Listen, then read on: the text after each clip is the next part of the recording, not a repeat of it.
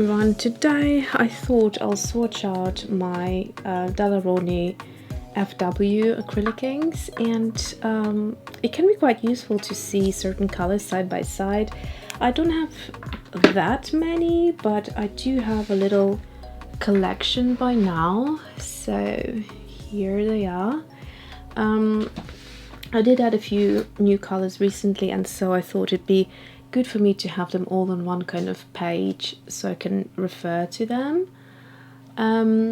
So let's start with the yellows. I've got now 3 yellows, and let's see which number we should start with. So 607. I usually look at the number of the color and kind of color coordinate them that way. Oh, this is 500. This is 606. Anyway, let me do that off the camera so it's not boring to watch, and then we'll come back once I have sorted all of them. Okay, so based on the number of the colors, I have sorted them out, put them back in the box so we don't end up sliding things off. And it looks like, if I just pull it up here, it looks like we start with the blues going into greens, then sort of reds, and then yellows at the end. And so let's just... So I'm going to start by mixing up some of them because they can become a bit weird looking, like sort of the pigment looks a bit gloopy. These are pigment based products, so that they kind of separate if they haven't been used for a while, and especially those as well that have a lot of white in them. I don't know if I picked the correct example here, but you can see there's a lot of the white at the end. And so just going to start. So this first one is Payne's grey, and I do love it. You need just really not that much of acrylic ink. It goes a long way. Then we have Process Cyan. Again, you'll see there's a lot of white at the bottom. And it is PB15 and PW6, so it does have pigment white in there. And I'm going to give it a nice little shake. Also, keep in mind, in the pipette the color would have sat for a while if you haven't used it. So empty it a few times. Then we have Turquoise. So this turquoise also has white pigment in there. I'll do 3 at a time because these are acrylic inks, which means that they can dry solid before you have a chance to, you know, move them out and about. So make sure you don't take too much time. I'm going to try to create a gradient.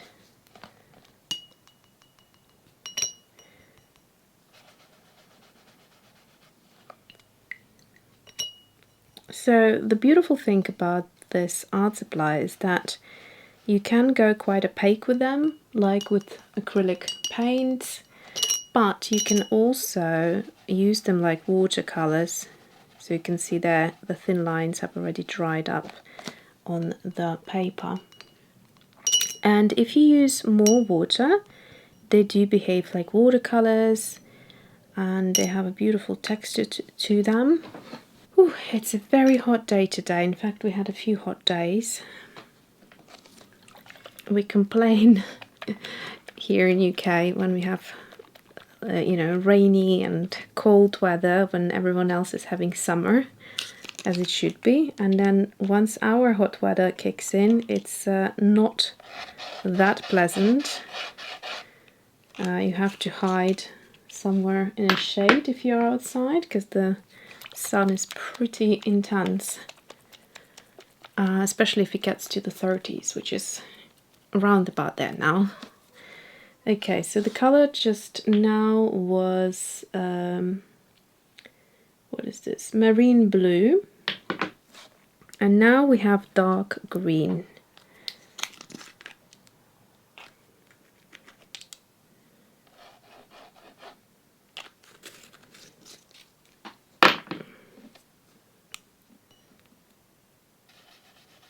This is a beautiful intense color here.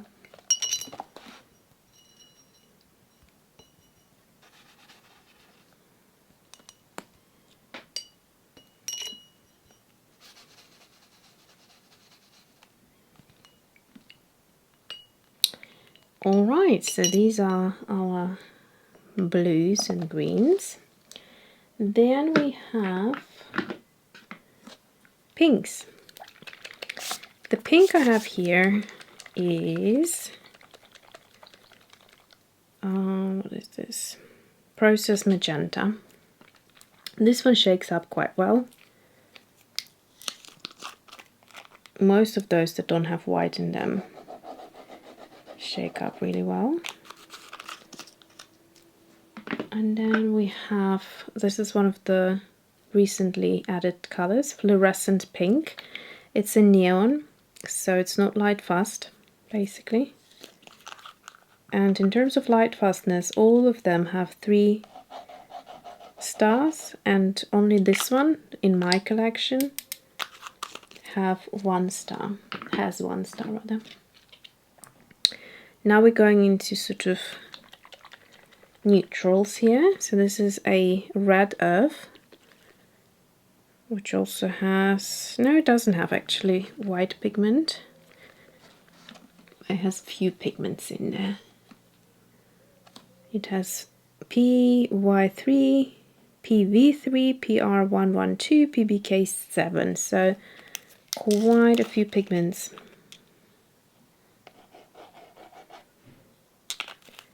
Alright, let's wash these out.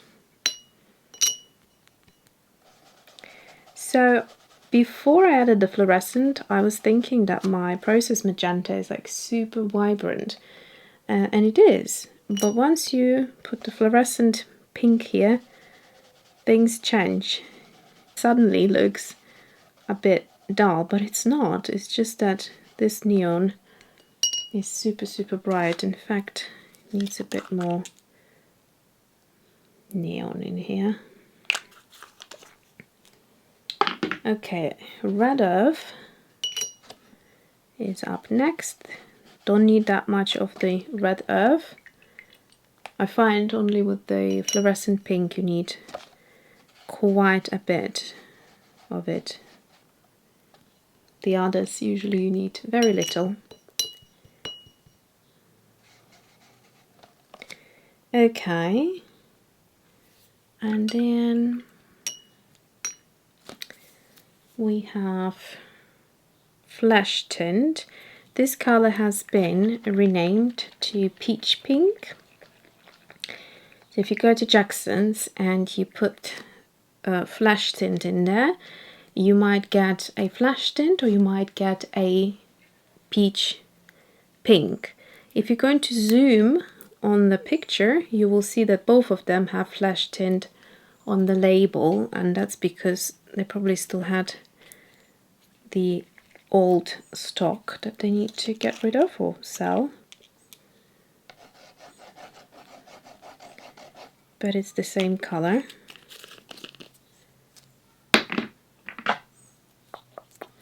Next one we have Brilliant Yellow.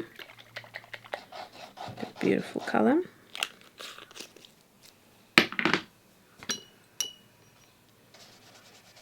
So this one is, you know, a bunch of white in there, so it's very, very opaque.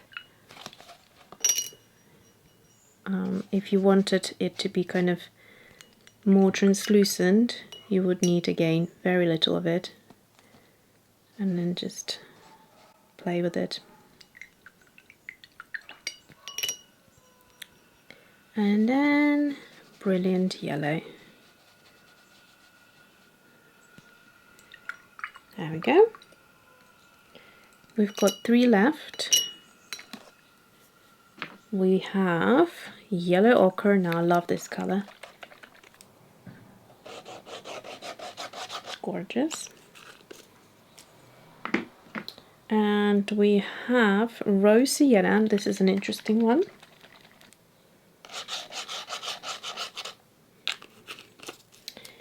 And we have flame orange. Beautiful color.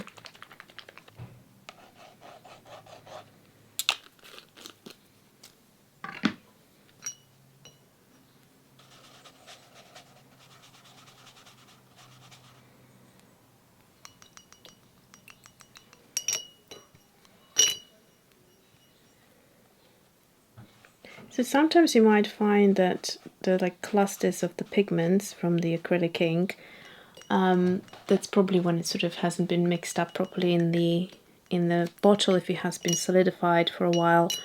But you can just pick it up with your brush. That's what I tend to do.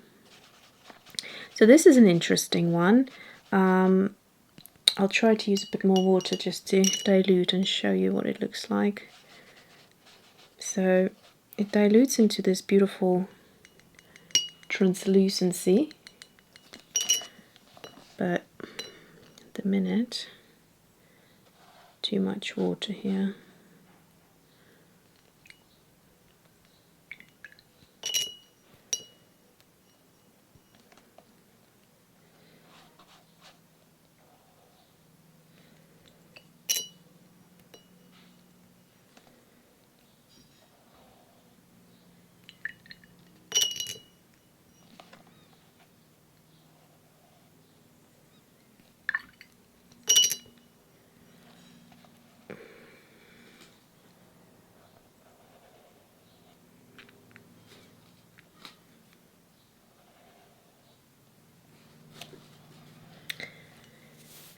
Okay, flame orange. I love this color as well. It's not a flat orange. It's quite hard to describe, but it definitely has this luminosity about it. It's a very interesting color. Okay, so while things were drying, I also realized I have 3 other colors which are not from the FWs. So I've got 2 colors which are from Daler Rowney System 3, which are supposed to be their student grade acrylic ink range versus the artist grade. Now, I don't know about quality, you know, I think they're beautiful to work with, but I kind of feel like these are a little bit, you know, they're better in the sense of their pigments, as in higher quality. But there are also some lovely colors that you can get from System 3, which aren't exactly available in the same colors in FW. So I kind of mix and match, and these are the only 2 I have so far, and I'll show you a difference in how they sort of look, if that's possible at all. I don't have an exact color to compare apples to apples, but I'll show you anyway in a second. And then another color, which is Amsterdam ink in burnt sienna, is I've taken an art course a while ago, mixed media, and the artist was using this specific color and brand, and I thought I'll give it a go, and it's interesting. But I have to say, I like the color a lot, but I don't like the way it behaves. It gives you less time to kind of create these watercolor marks, if that's what you're into. It dries to paper faster with markings. So if here I had very thin lines and they kind of would, you know, dry fast, with this one, even if it's a thick line, it dries and creates a line which is harder to maneuver later on. If that's, again, something you work in this manner, then it might be interesting for you to know. So now let's look at the colors. They're super, super beautiful. So let's have a look. First color we have here is Payne's Grey, and it's super beautiful and intense. You can make it look like complete pitch black, but it is a beautiful grey once you use a bit of water to dilute it with. Processed Cyan, beautiful blue color, similar to maybe as a mass tone, it's similar to cerulean blue. Turquoise, gorgeous, marine blue, dark green. All of these are, I think except for Process Cyan, they're quite transparent. Process Magenta, Fluorescent Pink. The only color that is needed a bit of a top up was Fluorescent Pink. So if you add a bit of water to it, it goes into kind of nothing very quickly. Whereas the same can be said about any of the other colors. You just need a tiny little bit, and with water, if that's how you like using it, you can get so much you know, pigment pool from it. And I did say pool, pigment pool. But yeah, so let's carry on. Red Earth is another beautiful color. You would see more to it if there was more space and I could add even more water or less pigment to what I had on paper. Flesh Tint, or now it is renamed Peach Pink, is gorgeous. It's got loads of white in there, so you can get it completely opaque and pastel looking. Or you can water it out and have quite light as well. And again, this is what I like about these particular acrylic inks. Brilliant Yellow, beautiful. Just before I carry on, the only other colors, I'm trying to think, have I tried anything else other than the Amsterdam and System 3? Probably the other one I can say are these. So the Liquitex Acrylic Ink. I like their metallic colors. I haven't tried any of the FWs, by the way. They have stunning colors, those colors that shift, the iridescent colors and things like that. They have a beautiful variety, very, very big variety of colors. So the other ones are Liquitex Acrylic Ink. So you can see very similar, you know, the pigment doesn't settle for very long at the bottom. They're easier to shake up. In some cases, I haven't tried all of their colors, but this one is the Yellow Orange Azo, PY83. They are nice to work with. I think the last one that I have to show, a little bit dusty because I haven't used it in a while, is this gorgeous acrylic ink. I think I bought it after watching Vilna Furstenberg. I think, was it last year or the year before? I was literally binge watching all of her videos with the florals and the, you know, abstract art that she does, and she uses a lot of these Liquitex acrylic inks, the black one, and then other colors as well. So this is, I think this was the first color I wanted to try. And yeah, it was okay, but I can't say that I'm in love with them as much as I am with the FWs. The texture here and the way the pigment works, it does a lot more for me. Okay, now let's look at the last few colors. So we have here Yellow Ochre, Raw Sienna, and Flame Orange. As far as Yellow Ochre goes, this is obviously a very punchy Yellow Ochre, beautiful color nonetheless. In comparison to Brilliant Yellow, you can see it's a bit more sort of muted and has that beautiful earthiness to it. But if you wanted to take it even further, Raw Sienna is a great color because it also has, similar to Red Earth, kind of this complexity. It doesn't have flatness to it as in one color throughout. It does change and break up a little bit into different colors. So I quite like that about them. Flame Orange, as far as oranges go, this is a beautiful one, and it's not really doing it any justice here in the camera. It just looks quite regular, but it's actually quite a beautiful color. And then of course here we have Amsterdam Burnt Sienna. So at the time when I was buying a couple of the colors from the FWs, they didn't have Burnt Sienna in stock. So that's why I went with the Amsterdam, and I think I also wanted to try this particular color, as I said before. And then the other two colors that then I was curious to compare to the Amsterdam was from System 3 Burnt Sienna, and the color is more interesting here. Here we have in System 3 a lot of, like a bunch of white. And I think actually the first pigment is white, so there's more white than the other color. But yeah, it's interesting. It's more milkier, not as beautiful as Burnt Sienna by Amsterdam, but it's a lot creamier and more pleasant to work with, I find, for the reason that I mentioned before in terms of drying and how you can move it with the brush and things. System 3 again, Portrait Pink. This is an interesting one. It's not pink in any way. If you see, the flash tint has actually more kind of peach pink in there. This is more of a beige. Yeah, I mean, I would say it has tiny bit, a touch of pink in there, but it's kind of more of a beige color, very beautiful color. And I am wanting to try a couple more of the System 3. I think they have other beautiful colors like the Portrait Pink, and they're obviously great colors for skin tones. Let me just move you out like that, or zoom you out rather. And yeah, so that's it for my acrylic inks by predominantly Daler Rowney. I hope you enjoyed this, found it somewhat useful. I might do a similar video on the eco lines, because those I think I have more of those colors.